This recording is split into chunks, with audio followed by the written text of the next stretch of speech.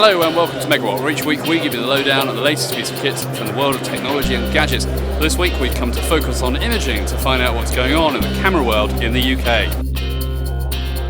Now in its 20th year, Focus on Imaging is a trade show in Birmingham that allows consumers to get hands-on with the latest cameras. So when it comes to exhibitors, pretty much everybody's there, from Apple to Adobe, from Olympus to Canon, Nikon, Pentax, you name it, including all those tripod manufacturers, so photo book publishers. The who's who of the digital camera world is normally showing at the show.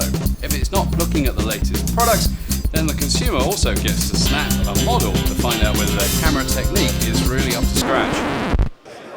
So Sony has announced a new H series camera, and it's the H20, and here it is. Now, it's a considerably smaller design than the previous model, which is quite nice. That's one of the main selling points they're telling us about. It also has a 10 times optical zoom for you, so you can get into the action. Elsewhere, there's 720p video recording mode, and judging by the simple menu system, it looks pretty easy to manage. So one of the fun features is that it has a smile detection, but rather than just a normal smile, you can actually set it so you get a big smile. And so here is an automatically shoot when big smile detected, normal smile detected, or just a slight smile detected, and it won't take a picture until that's been detected. So if you like everybody to be like, yeah, then you can set that, and it'll only take it when people do that. And if you want something a bit more wry, then that's a setting there for you too. Say cheese. Cheese. A refined rather than massive innovation, that is the H20 from Sony. As this is a consumer show, we decided to ask some people what they're buying and why, and here's what they have to say. I have the Canon 40D. I bought that camera because of the advanced features. I didn't want the basic camera. Well, I've got a D200, and the main functions that I use aperture priority for the majority of my pictures, because I find that suits me. I choose my D80 because when you're shooting on a higher ISO, quality is quite good. So there you have it. Now earlier on we popped over to the Fuji film stand to see what new cameras they've got on show for the coming months. You'd easily be forgiven for thinking that this Z30 from Fujifilm is actually a disposable camera. It's not, it's their latest digital camera for the fun-go-lucky consumer this holiday season. Basically it's 10 megapixels, it's a 3 times optical zoom, it's £170, and it's incredibly, well, fun and go-lucky. Rubberized buttons on the side, there's face detection, there's timer modes, group timer modes, etc. There's not much to say about it, apart from that if it's any good, it should take some nice pictures. Available in a couple of weeks' time, that's the Fuji FinePix Z30. So we're here with Katie from Fujifilm, who's going to walk us through the FinePix F200. It's a new camera that promises to end the megapixel race. Katie, what have you got? Well, the F200 is obviously the new camera that we're talking about and creating a lot of buzz at Focus. Essentially, it's a new sensor within a compact, designed specifically for a compact. So tell us how it works. The full resolution is when it's working at the whole 12 megapixels, so it gives you real fine detail, especially in sort of detailing hair, skin tones, those kind of things. Problems with high dynamic range or wide dynamic range, which people talk about, is when they're in really contrasting situations. So, for example, if you're taking a walk under a bridge, sometimes the landscape can be all washed out, you don't get the detail of people's faces and things like that. So what we've done with this sensor is essentially it switches to a dual capture mode.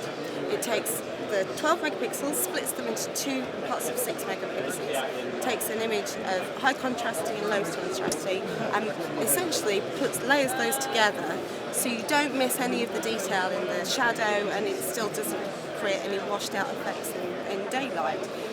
So for people that are used to sort of seeing images that aren't as true as they imagine them to be or remember them to be, this is what this camera will help them. When's this going to be available on the market? This camera is going to be available within the shops within the next couple of weeks. We're really excited, and the buzz that we've had from the feedback that people have given us is that it's going to be at least there's something new that people can talk about. Imaging has got to the stage where we're not talking about pixels anymore. We want to talk about image quality, and hopefully this camera will deliver. Well, thanks, Katie. That was really interesting. Thank you. You're welcome.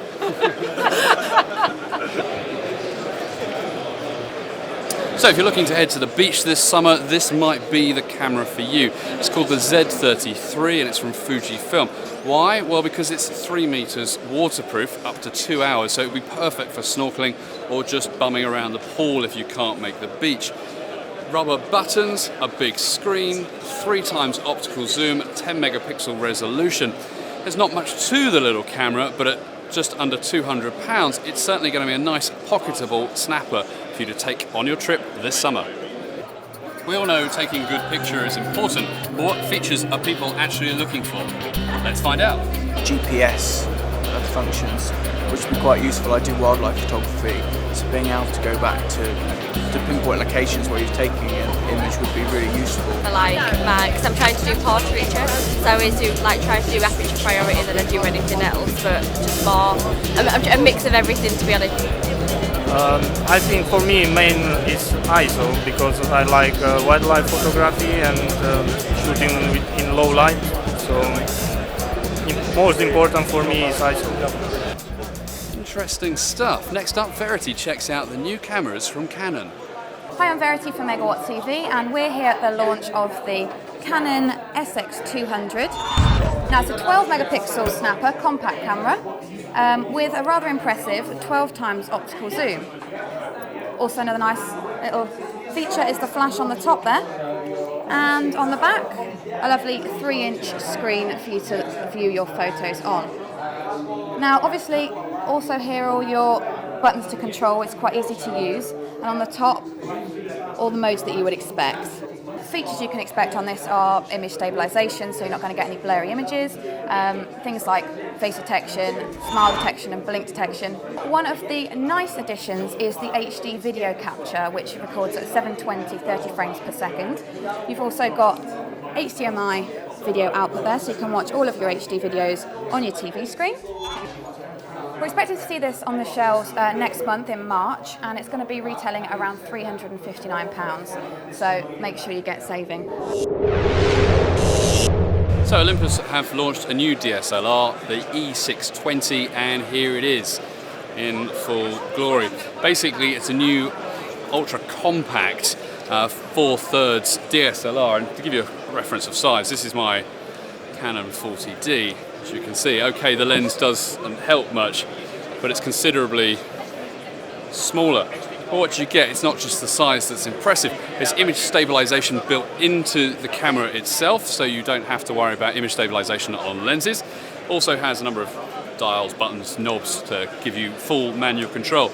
There is a full rotating, articulated back screen, which obviously you can get live view on if you want to, but the most impressive thing, or the most interesting thing from an amateur photographer point of view, is this thing called Art Effects. Now what it does is allows you to set a number of different effects to your cameras in camera without having to worry about uploading it into Photoshop or your image editing application.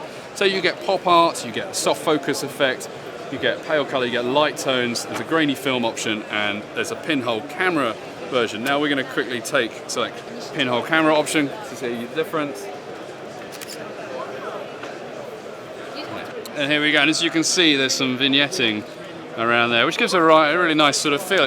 So it's a really nice sort of feature, especially if you're trying to experiment with your shots. Now this one comes with the 25mm pancake lens, but Olympus say you can choose any lens as part of their kit. I think there must be some within reason category for that.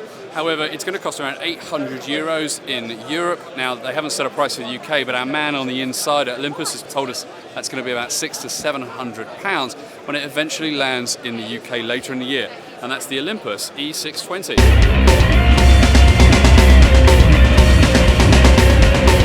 Some of the cameras that you'll be seeing in the high street over the next couple of months. Well, that's it for this week's show. Hope you've enjoyed it. Why don't you stay tuned for more news, reviews, tips, tricks, opinions, and much more. I'm Stuart Miles. This is Megawhat TV. Thanks for watching.